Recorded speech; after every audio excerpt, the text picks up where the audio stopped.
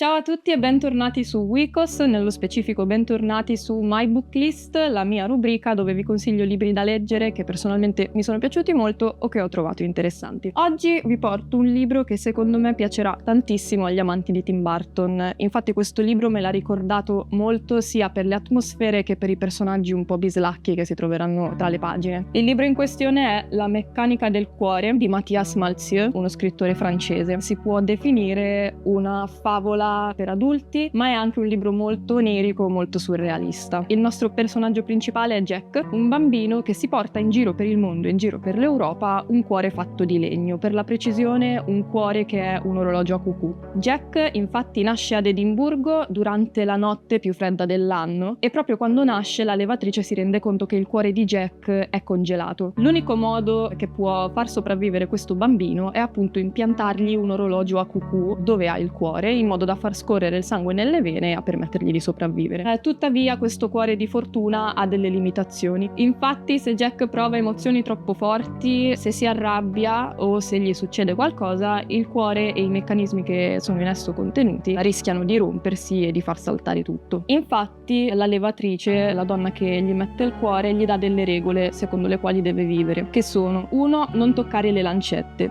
2. Domina la rabbia, 3. Non innamorarti mai e poi mai, altrimenti nell'orologio del tuo cuore la grande lancetta delle ore ti trafiggerà per sempre la pelle, le tue ossa si frantumeranno e la meccanica del cuore andrà di nuovo in pezzi. Ovviamente seguire queste regole non è facile, tant'è che il giorno del suo 10° compleanno Jack si innamorerà di una bambina per la quale poi intraprenderà un grande viaggio lungo tutta l'Europa per tentare di ritrovarla. Durante il suo viaggio incontrerà anche dei personaggi molto particolari, bislacchi come dicevamo prima, tra cui anche 2 personaggi che sono realmente esistiti, tra cui Jack lo squartatore e Méliès, il regista. Il libro parla di un amore giovanile, quindi la scoperta dell'amore fino ad arrivare poi alla realtà che si cela dietro i primi sentimenti dell'amore, quindi la difficoltà di mantenere una relazione, la distanza e la gelosia che a volte possono rovinare i rapporti. Ma è anche molto interessante perché parla di menzogne, quelle che ci vengono raccontate dagli altri in modo da proteggerci, ma anche quelle che noi raccontiamo a noi stessi in modo di proteggere noi stessi dagli altri. La meccanica del cuore rappresenta quindi un libro di formazione perché segue appunto la crescita di Jack e con una morale un po' amara, ma riesce a farci capire che per riuscire a crescere, per riuscire ad amare veramente qualcuno, dobbiamo lasciarci alle spalle il nostro orologio di legno che ci impedisce di provare veramente le emozioni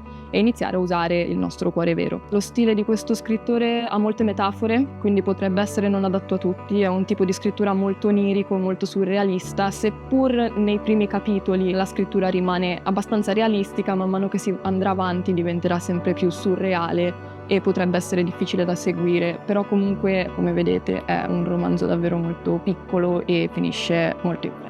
E fatemi sapere se conoscevate già questo libro, fatemi sapere se l'avete letto e se in caso vi è piaciuto. Io sono sempre qui a leggere tutti i vostri commenti e noi ci vediamo al prossimo video. Ciao!